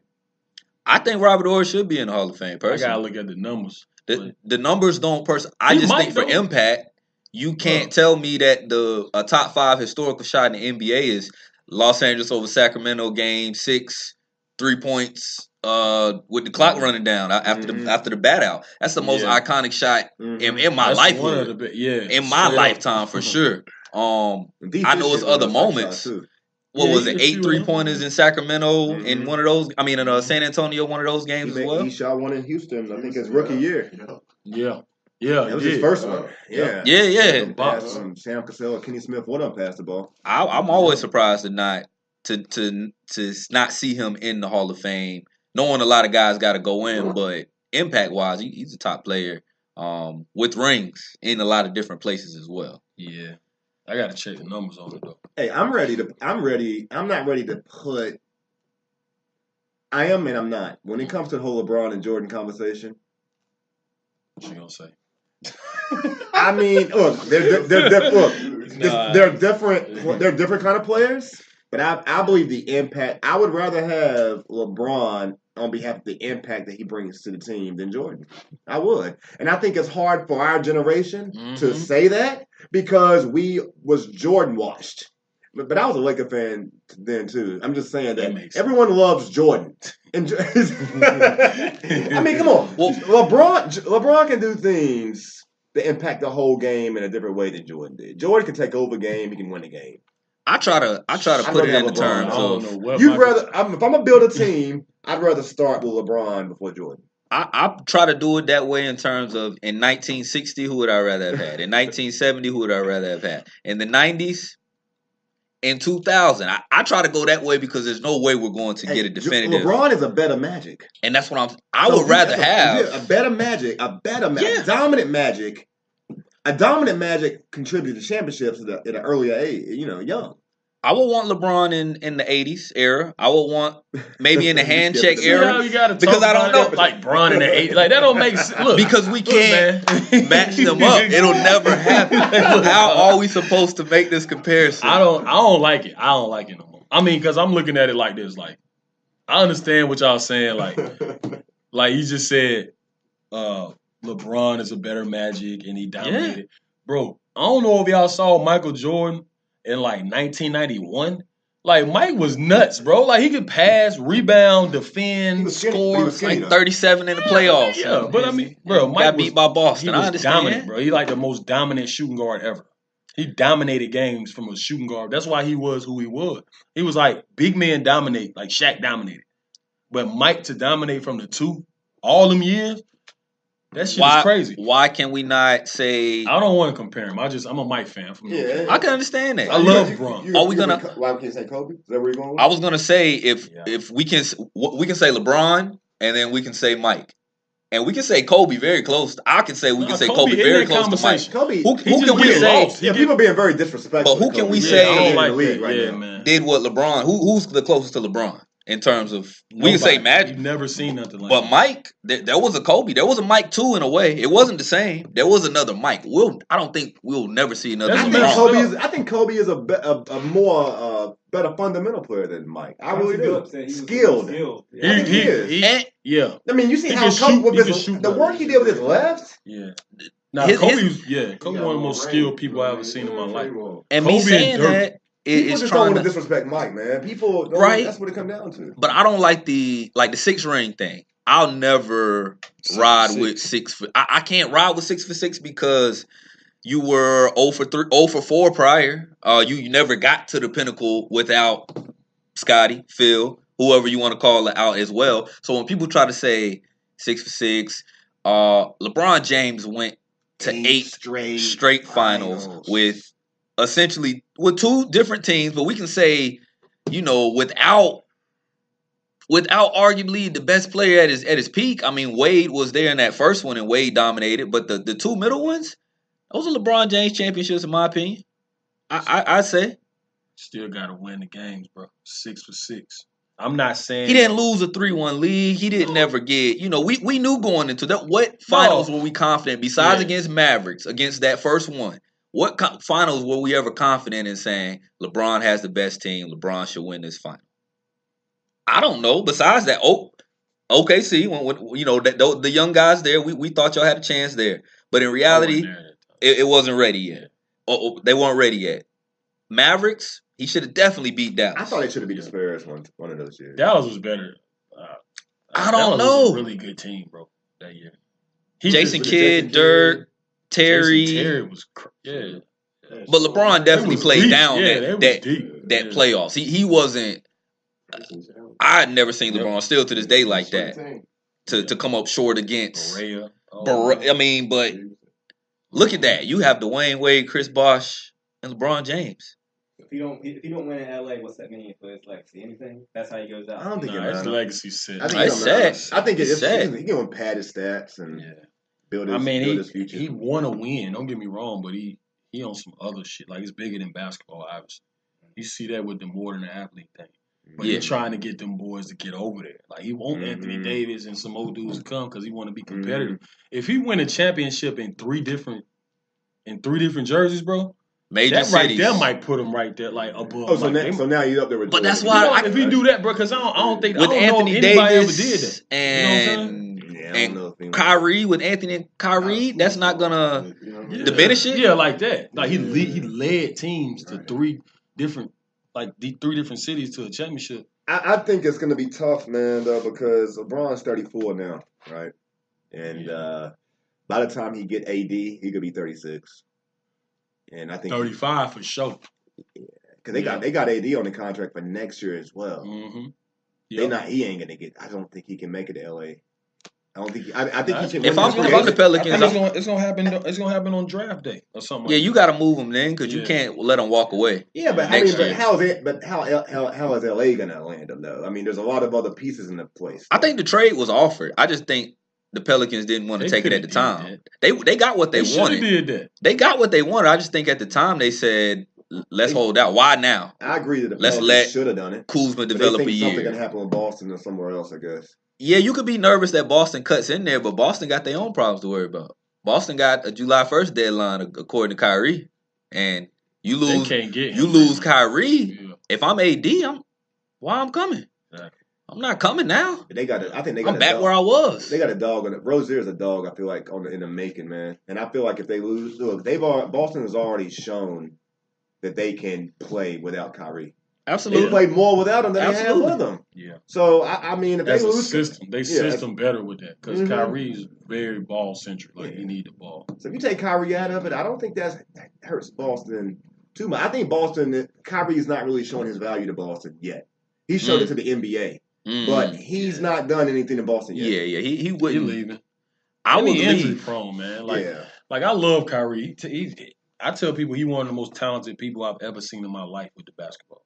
Ever. Like no cap, no bullshit, like for real. But injury prone, small, you don't really work with Boston. Like, you need Bron. You need to be like that if you want to keep winning. Now, if you want to just hoop, then stay in Boston or go to New York at the crib, whatever. And I looked at him play last night and I looked up and I was like, it's 3 people on him right now. He never had to worry about that shit in Cleveland. Yeah. You know what I'm saying? And can't nobody guard him one-on-one, but it's like, okay, just load up on him. Yeah. When they're not making shots, they look like an average team. His ego right now, though, needs a little support with that the flaky shit, man. You gotta relax.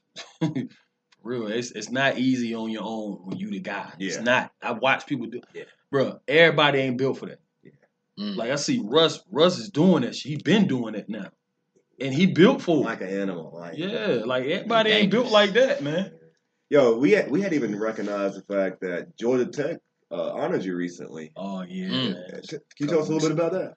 Yeah, it was like Anthony Morrow Day a few weeks ago. That's gotta feel good. That's big. Yeah, it was dope. It was dope. It was cool. I saw a lot of fans, a lot of people I hadn't seen in a long time. And, it was cool. That was my first time getting honored like that. If it hasn't happened yet, it's gonna happen here in Charlotte too, though. There's gonna be an Anthony Morrow Day in Charlotte. It's gotta happen. If it happened in Charlotte, man, it's gonna happen. That'd be crazy. Bro. It's gonna happen. I wanted to be. It got to be for some, for some real stuff. Like, I mean, of course it will be. It got to be. That's community. That's community. Have you ever played any involvement as it pertains to like local politics? Because that's what would contribute. I know. Yeah, like Chief of Police Putney. Chief Putney. Chief of Sheriff Gary McFadden. The former mayor Jim Roberts.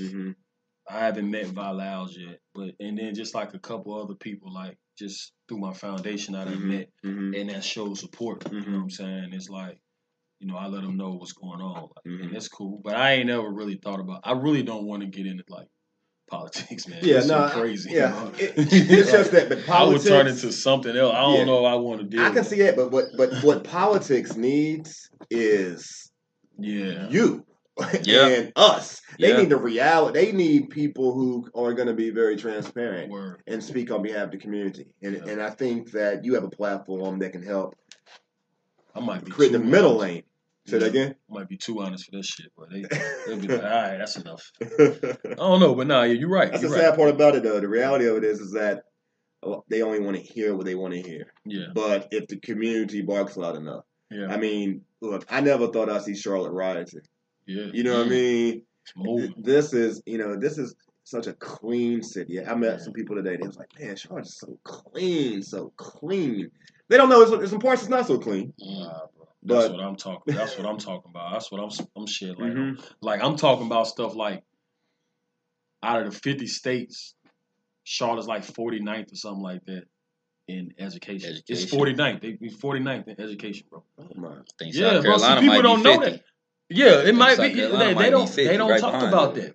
You know what I'm saying? Like in terms of the discrepancy between how much money comes and how much money actually goes to where people need money. Yeah, it's crazy as hell, bro. It's the banking capital. We got Bank of America here. Yeah. Like all the money that's coming, all the gentrification, everything they building, and we 50th in education. The upward mobility, you can't you can't get out of poverty, basically. You can't. You can't build if you're not trying to let no money trickle down. You know why? Because they trying to buy all that shit up. You know what I'm saying? Let it go. Yeah. Let it run it down. Let the value go down. Then we're going to buy it up. Then we're going to build high rise. You see what I'm saying? Yeah. But see, that's the shit people don't be talking about around here, bro. I've been seeing it. Is like right outside Uptown. They got it on exhibit at the African American Museum. It used to be like it was built after like one of the wars or something. But it's like if you go down south, like South End, it's like an old little neighborhood, old houses back there. But they can't tear them down because it's like historic. So Southside homes. Yeah, that's it. Yeah. They got an African American Museum up there. And it still look. I mean, it's crazy over there, and they're gonna end up figuring some kind of way to finesse that up out them people. You know what I'm saying? And it's messed up, dog. But it is what it is. I got some real estate, but I got like commercial real estate out on Mooresville, like storage facilities. But I'm just doing my due diligence on what's going on and getting around the right people. Because I'm like, if I'm gonna be on the side of trying to help people, if I got to do this. You know what I'm saying? I don't want to be like, yo, it's just a cash grab. Yeah. Let's get these apartments. You know what I'm saying? Yeah. Like, nah, bro. We trying to look at affordable housing. Who want to go in with? You know, because we don't know where these kids going to go to school. We don't know where they're going to end up when they got to move out of their neighborhood when they say, look, there's a crack in the ground, so we have to gentrify. And then they come and redraw the line. Yeah, bro. You know what I'm saying? Like, I'm like, then, like, I had, Oklahoma's like, really, like, it's racist. But I was speaking out about shit like this, and they like, why you talking about that? You just need to play. I'm like, nah, bro. Come shut me up then. Because just because I'm where I'm at don't mean I can't. Like, I owe that back. Yeah. You know what I'm saying? Yeah. And that's what's important. Because they ain't going to tell you that. They going to tell you, look how pretty the city is. Nah, bro, it's crazy. I'm talking to people. I know what's really going on. You know what I'm saying? So, that's what it is. It's deep, man. Yeah, it is, man. It's deep. Real. What y'all got, man? Y'all got to do. My bad. I didn't know we was gonna figure out the much about it. Yeah, y'all still processing what you're saying. I'm like, man, nobody learn about that, bro. That's real research. You can look it up, bro. For real. You know, it's not a lot of native Charlotte folks, though. It seems like it's so transient. I know, yeah.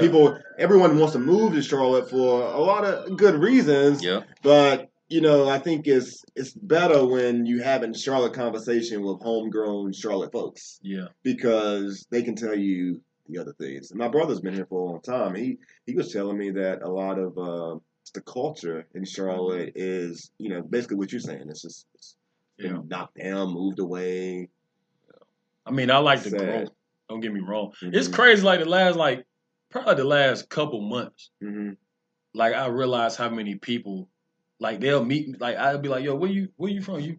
Yeah, I'm born and raised here. You from Charlotte? Like I never meet anybody from Charlotte. I'm like, that's because we not coming down, like we don't be in the epicenter. Yeah. You know what I'm saying? Like we don't be like that. Like it's not, but I was talking, like my agent, shout out to Wallace, 2 Commas Clothing. Wallace Prather. His he's from Decatur. So yeah, I mean that's Atlanta. Yeah. And it's like I was talking to him and like I was like, the locals be out here, like by South DeKalb Mall. Like this is where Atlanta people are. They not downtown at Lenox. Like they're not right. You know what I'm saying? Like I mean, they are, but they not. Yeah. You're gonna meet more people that's from DC or New York or you know what I'm saying? Yeah. And I was like, that's crazy. Like people really don't be. They like surprised that I'm from Charlotte. Like for real. Yeah. Or anybody. Like you the first person I met. I've been for 2 years from Charlotte. Like I'm like, what? Yeah, look, bro. We proud that you from Charlotte, bro. Yeah, man. We proud that you from Charlotte, man. Thank God. I mean, you've just done your part in making sure that Charlotte, has a stamp on the map. Work. For sure. Got to, man. For sure. Really, I love it. When keep giving back. When's your podcast day again? Man, we don't have like a specific day. Okay. Like, I just go down there and we shoot like 2-3 episodes. Part of being independent, you make your own schedule. I know, bro. But at the same time, man, we need more content. Like we gotta be more consistent with it. Cause I mean, and I think that's good. I mean, strategically planning your podcast and being able to kind of map out time. Look, there's a lot of people that listen to podcasts. Most people listen to podcasts. Mm-hmm. I mean, I'm a podcast nerd. Steve and I both we listen and watch. Yeah, for sure. I watch Joe Budden podcast all 3 hours. Podcast, the whole straight. I was listening to it. I pulled up listening to it. His last one. But a lot of people, man, they don't have the attention span to just watch it because they're doing other things, so they just listen to it. So it is important that you are strategic about how you plan it. And I mean, for me particularly, I think for us, like what we're learning, and I think what's going to contribute to our success is this stuff started in the basement.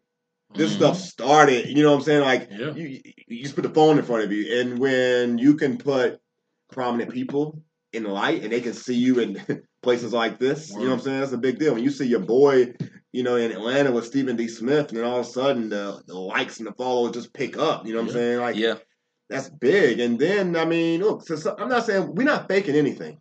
Yeah. We're not faking it, but to some degree, you got to kind of got to gloat a little bit till you make, you got to speak it into existence. Let's just say that. You definitely got to speak it into existence. You know what I'm saying, fact, bro? But then it's man, you got to untuck your chain, bro. Come on, come on, man. You good? No, but real talk though, that's big, and you give people opportunity. Like you can put a microphone and somebody can have some positive shit to say, some real stuff. And then, like, everybody's, it's a big networking thing. That's why I like it. Like, I love networking. I always kind of wanted to do the media thing. Mm-hmm. You know what I'm saying? But I wanted to do it my way. I don't want to have to feel like I got to do something to be acceptable or something. And you can now. Yeah. And you can. I mean, Yeah, I want to keep learning, though. I did some analyst work for the Hornets. Yeah. Yeah, man, it was cool. You take it like ball, though? Like, do you, this is practicing your craft, of course, but do you kind of like have a competitive fire within yourself to where you're like, I know next week I gotta do better, or let's work on this next time. Yeah, I had to get better, like, cause Justin came to me with the idea, like, let's do a podcast. But I was just like, all right, it's like I'm sitting here, but it's not like an interview. Like we gotta both do, right? You know what I'm saying? Very different. So like he was like, man, you need to work on this shit. Like he like, I'm like, you don't know what you're doing either. But he like, I'm working, I'm looking at, I'm researching. He was like, he's like, man, you gotta get right. You know what I mean? So I started taking it more serious. But it was cool though. This guy right here, man, he know all the apps and what they do and how they do. How to. You gotta get your edge, man. It's like Anthony not gonna walk around wearing the busted shoes up. He gonna get the best shoes that fit for him, and he gonna try to do the best training to stay ahead of the curve, and a lot of it is trial and error. I'm sure that you realize, but I say in this thing, like content is key. So even if we're building content for all of our platforms right now, so we will all be able to take this, but it's about providing that content. Quality is always great, but I'll tell y'all this. Speaking of hip hop, like I learned from 6ix9ine. You just hit them with something that they want to see every day, you're going to stay relevant. And it may not be, it doesn't have to be to that extent, but at least give them something to talk about on that day. Whether it be your show, whether it just be content, whether it be a conversation starter. That has taught me a lot, and it's showing off in the numbers. But don't worry about those things per se. Just put out the content. You just got to put it out more, man, because we getting good at it. Yeah, and it's like natural and it's fun and it's real. When it gets like that, I promise you, it'll just. Yeah, man. We just gotta do it more. We had an hour. Let's keep going. Come on, we got more. You know. My boy told me last week, comedian Micah Bam Bam White. He said, he's been in the entertainment industry for 23 years, and he was like, "Look, man," he said, "anything that you do, if you want to be successful at it and you want to make a career out of it, just recognize you just started." Yeah, so right, just look at where you are today, look at where you was when you started, and imagine where you could be in 1 year. 1 year. I mean, look, you go to college for 4 years typically for a reason. It takes there's 4 quarters in the dollar. It's and I there's 360 degrees in the circle. I mean, talk that stuff. It's a reason. It's a reason. It's a reason why time evolves the way it does. So. That's what I'm trying to remember. What'd you say? Another one. It's a marathon. It ain't no sprint. That's what I'm trying to recognize. Just patience and embrace the process. Embrace the underground. I told my boy, look, man, no, I'm under the underground, yo. I'm supporting the underground. I'm holding the underground up. We trying to just get above ground, bro. But realize as the underground rises, your roots is attached, and you rising as it goes, and eventually. Once you break ground, it's over. Let's do that. Let's make sure. Let's do this. Plug everything. Everybody need to plug everything right now. We got big late followers, yo. Plug it all. Big plug. I'm gonna let plug for sure. For sure, all right, man. Plug the clothes. Plug it all, bro. Plug your set. Plug your crew. Plug the baby. Plug them all, bro. Shout out to my babies. Anthony Morrow, man. Young Fresh on Instagram. Mr. Anthony Morrow on Twitter. OwnSenseOfStyle.com, OwnSenseOfStyle on Instagram, AMO Charities for anything foundation-wise. That's about it. Yo, et cetera. Shout out Charlotte, shout out Suge, shout out my babies. Yeah, it is. Yo, man, he's look, this guy is a father. He's a father. Yeah, man. Let me get my real quick. This week, CIAA, This, That, and the Third interview series. Y'all make sure to check that out. Still got slots available for interviews. We interviewing. I'm going to just go ahead and give it away here on this podcast. We got 20 Vision coming through, which is one of the hottest producers in Charlotte right now. Everybody know he got all the baby songs. He got a bunch of dope songs out. We got Sean Skrilla coming through. He's from South Carolina. He's really dope rapper that if you ain't in tune with yet, please get in tune with him. And Slim Hood, very influential producer, Platinum Plus Studios. Those are just three of the names. We got a lot more people coming through. Anthony's free. We're going to extend the offer. Let's go, CIAA. man. We're going to go ahead and throw it out there. We like to add him to the billing. I'm here if I'm here. If I'm not, I'm out of town staying away from all the nonsense. I don't blame you. Hey, I'm going to say and the Life Podcast on Instagram. Me Absolutely. and my partner Justin Jack is King Justo on Instagram. Big facts. And then I just got Don't Overthink Your show every Thursday. Y'all check that out. We try to do the late hours, so it could be 10, it could be 11. We like to get all the news from the week out the way up until that Thursday night. We talk about it throughout the week, so entertainment, sports, anything that's going on in media, check that out. And the Clutch Radio Show, I'm always dropping content there. Green Rose, what's up? Miss TLC. Box out in the building. Just check us out. Steven the Dream on all platforms. The Dream. The Dream. All I want to say is thank you to everybody who's participated in this podcast. Continue to follow Randy R. Wilson podcast. I'm your host, Randy Wilson. I'm not giving you any more personal information about me. That's it. However, if you want to find out more, you can DM me. Much respect to Voice TV. Corey. TV. Boy, we've been rocking for... It's going down. Yeah. You know what I'm saying? The connections in this room, y'all don't even realize. It's crazy. It'd be a violation if y'all knew all that. Who? He was he worked at a trampoline spot. He's a younger kid. I can't think of his name. Trampoline spot. He worked at a trampoline spot in Charlotte. Yeah, he said he was your cousin. Yeah, he worked at I can't think of it. They ain't cutting us a check, so I ain't really trying to say the name of the shameless spot. plug. Yeah. But hey, I got a million cousins. But yeah, well, he definitely taught Holly. He was like, yeah, that's my cousin, bro. Like, he doing his thing. I think he was in OKC still. It was a minute ago. Love you, cuz. It was a minute ago. I don't know which one it is. I love you. But God, from the Emory Connect over here, from the Click Connect over here, man, it's connections. Yo, y'all really got to check out Voice TV, though. You're going to see the production that he's going to bring to you from this podcast.